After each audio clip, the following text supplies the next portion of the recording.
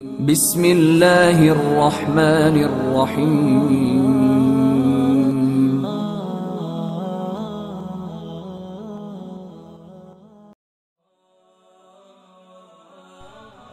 الحمدللہ الصلاۃ والسلام علی رسولہ الکریم۔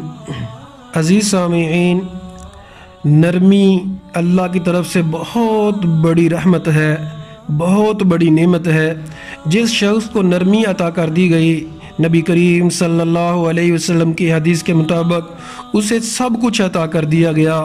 اللہ تعالیٰ فرماتے ہیں سورہ آل عمران کی آیت نمبر 159 میں، فَبِمَا رَحْمَةٍ مِّنَ اللَّهِ لِنْتَ لَهُمْ وَلَوْ كُنْتَ فَظًّا غَلِيظَ الْقَلْبِ لَانفَضُّوا مِنْ حَوْلِكَ۔ نبی کریم صلی اللہ علیہ وسلم جو رحمت العالمین ہے، اعلیٰ اخلاق کے اوپر مالک ہیں، کمال کی پرسنالٹی ہے، کمپلیٹ ہے۔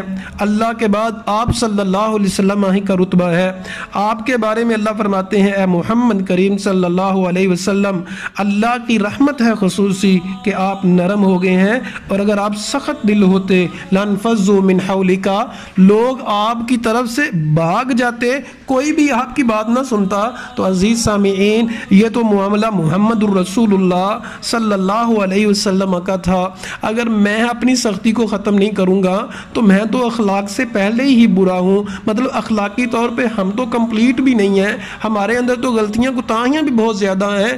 جب یہ معاملہ محمد الرسول اللہ صلی اللہ علیہ وسلم کا تھا کہ اگر آپ کے اندر نرمی نہ ہوتی تو لوگ آپ سے محبت نہ کرتے، لوگ آپ کے ارد گرد نہ بیٹھتے، تو میرا اور آپ کا معاملہ کیا ہے؟ سو ہمیں یہ دیکھنا چاہیے کہ میں کس طرح کا برتاؤ کرتا ہوں اپنے بہن بھائیوں سے، دوستوں سے۔ عزیز سامعین، نبی کریم صلی اللہ علیہ وسلم نے فرمایا کہ جس شخص کو نرمی عطا کر دی گئی، نرمی جب کسی معاملے میں آتی ہے اس کو خوبصورت کر دیتی ہے، اور جس معاملے سے نرمی نکالی جاتی ہے اس کو بدصورت کرتی ہے۔ تو زندگی گزارنے کا طریقہ ہمیں اللہ کے رسول نے یہی دیا ہے کہ نرمی والا رویہ اپنایا جائے۔ انس بن مالک رضی اللہ تعالیٰ عنہ فرماتے ہیں، میں نے 10 سال حضور صلی اللہ علیہ وسلم کی خدمت کی، حضور نے کبھی بھی نہیں مجھ کو ڈانٹا یہ کام کیوں نہیں کیا اور کیوں کیا۔ عزیز سامعین، اگر